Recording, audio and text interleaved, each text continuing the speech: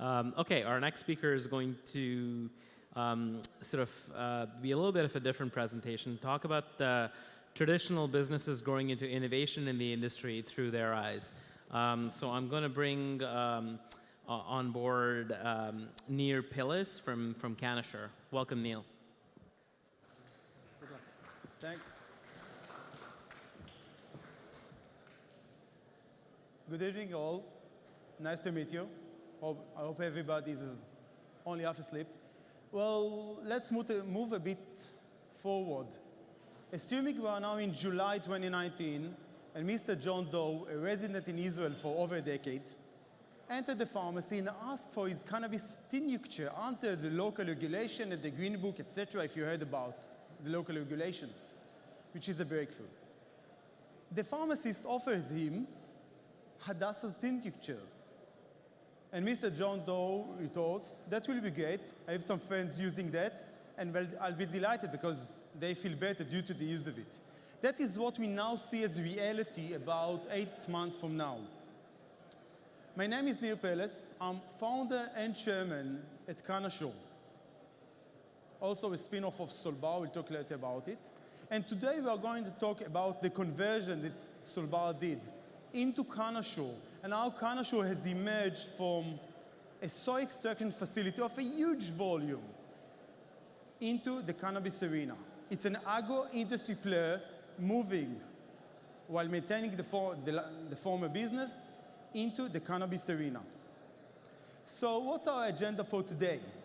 We are going to talk about our tradition and how we came to life. Our 2016 to 2018 roll-up, in which we took all the capabilities from the soy extraction facility, which is a big business of huge volumes, into the fascinating area to which you all came to talk about. We are going to talk about our 2019 target objectives and see how we aim to go for the production of GMP approved, based on GAP indoors breeding and cultivation, all under GAP, GSP, GDP, and to provide the best high-end cannabinoids, cannabis extracts, and formulated cannabis products. So who are we? To begin with, Nir Peles. I'm chairman and founder, but basically I've been doing over 20 years of business development and company transformation. About 2.5 years ago, my business partner, Shimon Bar Kamai, and myself, acquired Solbar. Now, Solbar, you can take a look. That's Solbar. It's a unique company because it already had ISOs and HACCP and FSSC 22000. And we knew it was an asset, and we were thinking what it may do. Solbar, this is, with significant growth, we are to reach $142 million of revenues as Solbar. It has been doing soy extraction for nearly 60 years. Yet it was also a producer of APIs from soy for the European pharma companies. It was a provider of Novartis, Merck, Bayer, Janssen, of a certain API from soy, API from botanical substance.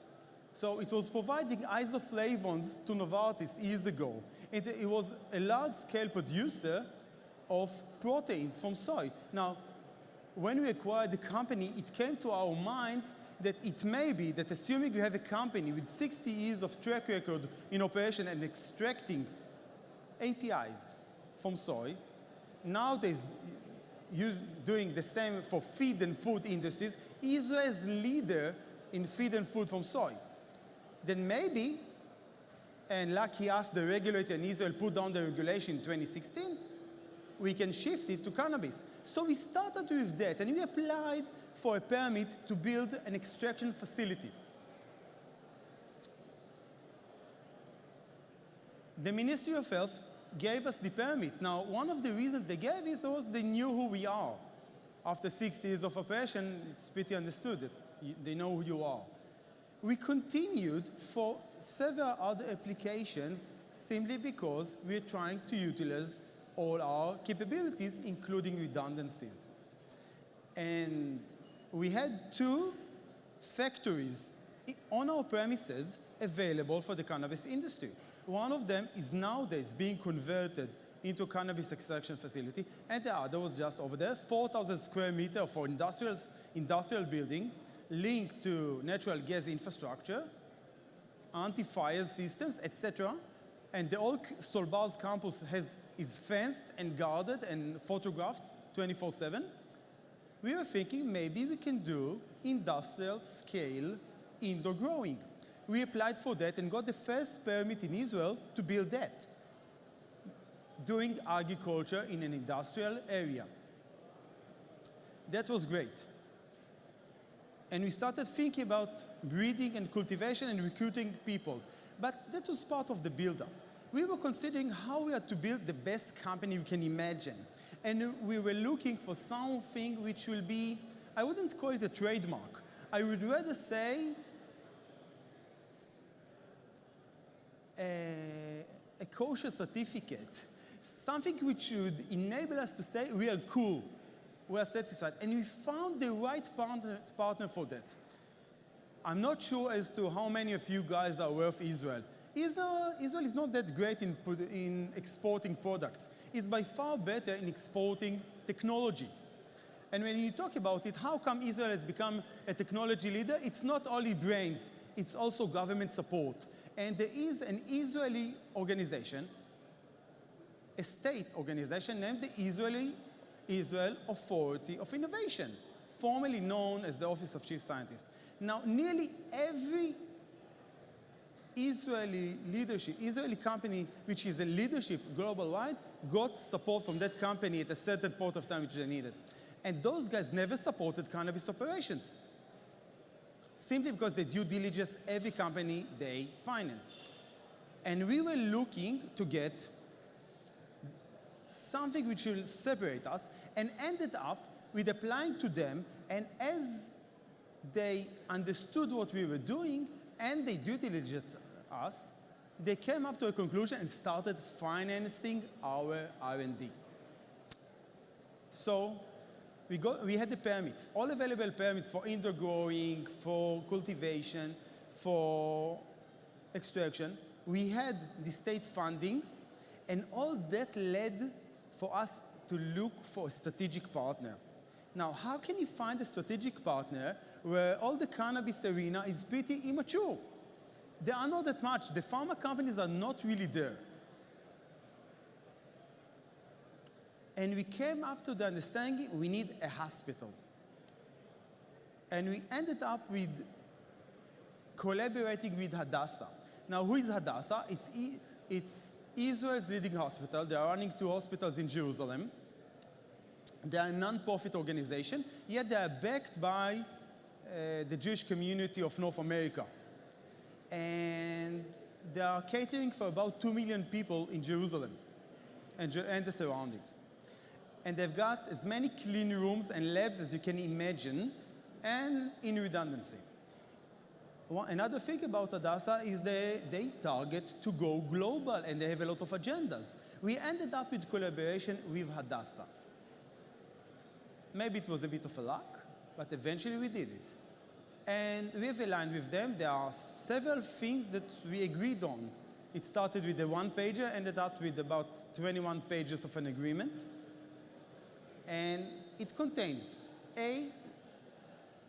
IP collaboration. Hadassah has agreed to collaborate with us on R&D and to let us use the infrastructure in reasonable prices.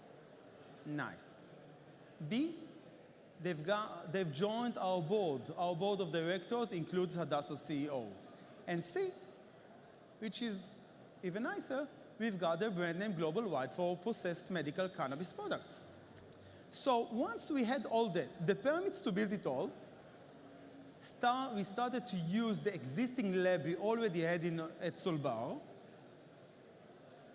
HPLCs, etc. We started using that for the cannabis research, and we had Hadassah. We were thinking, what's the best way to finance the operation? Because it came out, we've got more and more employees, and it needs finance. It's nice to have it as a small project as part of Solbar, but Canasure was incorporated in 2017, started operation in 2016. and it needed finance. It took a while. Yet eventually, under a lot of discussions, Shimon Bar Kama, my business partner, and myself, we are 50-50 on everything we do, all the businesses, decided we are cashing in. So we cashed in $5 million of our own savings, hard currency, not OPM, not other people's money. Having all that enabled us to go a bit forward. We understood there's a need and there's room for publicly traded companies in the cannabis arena. And we were looking for a public vehicle to go public. Now, which market should it be? TSX, NASDAQ, Tel Aviv, Singapore, Hong Kong, all are available or non-available at the same measure. So we were thinking and moving and considering. We actually considered 6 different shell companies global-wide. There was pros and cons for each and every one of them. And more or less in April, we got into agreement with a shell company on the Tel Aviv Stock Exchange, which used to be a real estate developer or something. Yet they had back then, and more or less now, shareholders' equity of $3 million, hard currency, and we had cash on our cash account and being converted to buildings. And we got into a transaction. The transaction was pretty complicated. We had to get a bunch of approvals. That included the shareholders of the Shell, the Israel Securities Authority, Tel Aviv Stock Exchange, the Ministry of Health, who does regulate every company, every cannabis company in Israel, and besides that, some other legal stuff. It all ended up with the fact that by December 3rd this year, 2 weeks' time from now, the last approval is to be given. And more or less, I estimate on December 5th, we are going to be publicly traded on Tel Aviv as Canna-Shoot Therapeutics. On our board are Hadassah. We managed to recruit, I would say, impressive and talented people. Hadassah's CEO, to begin with, the chief pharmacist of Israel's 5th largest health organization, and our own team. Having all that led us to become public 2 weeks' time from now, and let's move to our agenda for next year. We are starting 2019 as being public. As of now, we are now building the vertically integrated operation at Ashdod. Now, bear in mind, it's being built in 2 buildings, which are part of a campus of industrial scale, on a 40,000 square meter area. We are utilizing 2 available buildings. One is containing the extraction facility, and the other is where the indoor growing facility is being built as we speak. We are recruiting personnel from, I would call the startup nation ecosystem, meaning employees and researchers who used to work for companies such as Evogen, Compugen, Syngenta, etc. We have recruited top-notch personnel from the pharma industry. Our VP R&D has agreed to join us and be here today. So many PhDs and qualified personnel. All that enable us in the coming year to start with the plan of the indoor vertically integrated operation. Breeding and cultivation are starting this year. We are the processing facility, that on GAP and that on GMP, is being built, all to be operative under our plans by the end of June 2019. So we aim to have the first invoice of Hadassah's branded cannabis tincture by July. Hadassah is also assisting on distribution. They've got pharmacies in Israel. Now, everybody asks me, what about the export from Israel? Export is not allowed from Israel. As of now, I've been hearing that it's going to be approved next month for the last 2 years. So I don't know when it is to be approved. And actually, it's not really on my agenda. And why is it not? Because, as I told you before, Israel is not a cost-effective place. And there's shortage of personnel in it. What you can do in Israel is create technology. The vertical integration that we are now building, based on the roots of Solbar and the qualified personnel we have recruited, is actually a tool, a vehicle, which we plan to copy and paste elsewhere. And that's one of the reasons, of course, we came to Malta. And besides, you see on the right-hand side, it says R&D. Now, there are two levels for the R&D which we are doing. And some people already ask me, why is the R&D on the right-hand side, not just on the left, assisting the breeding and genetics, etc. To begin with, I've had a bunch of stories about a certain strain for a certain disease. I'm not into it. It's quasi-science. It's all about science, and that's the edge we really have in Israel, science. So the R&D which we are developing is doing the both. Assisting the breeding and genetics, and that's why we took CompuGen and Evogen guys. Those are, I would say, global leaders in agrotech. That's why we recruited them. Dr. Adar Les did his PhD at the Technion, and a few of his team. Yet the R&D, we are targeting early-stage pharma innovation. We have been considering that, and there's a lot of work being done, and I hope it will be possible to report about it. Most likely we'll have a PR about it in a month or two, as to how to take the cannabis arena into the pharma world.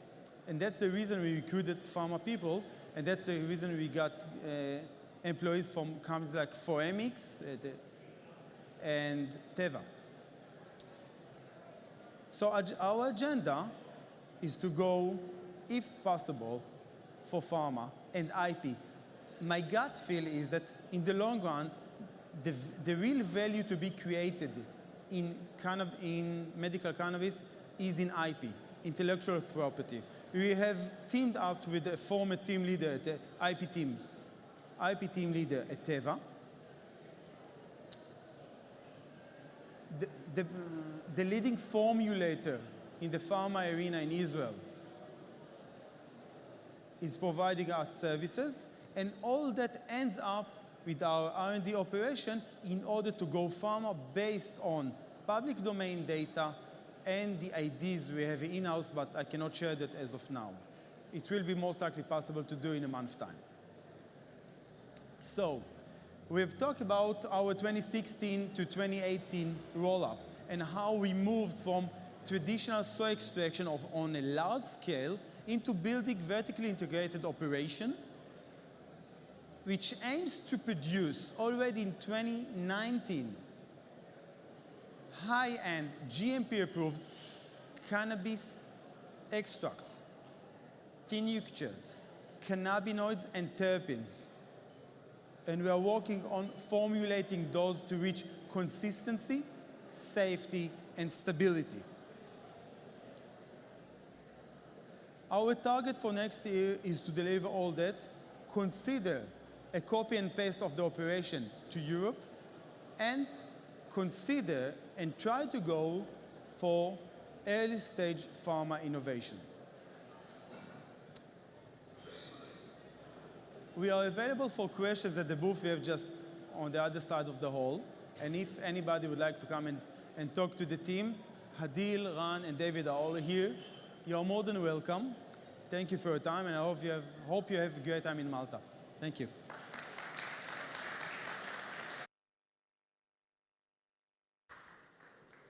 Thank you. That was amazing. Thank you. Yes. Okay, so a couple of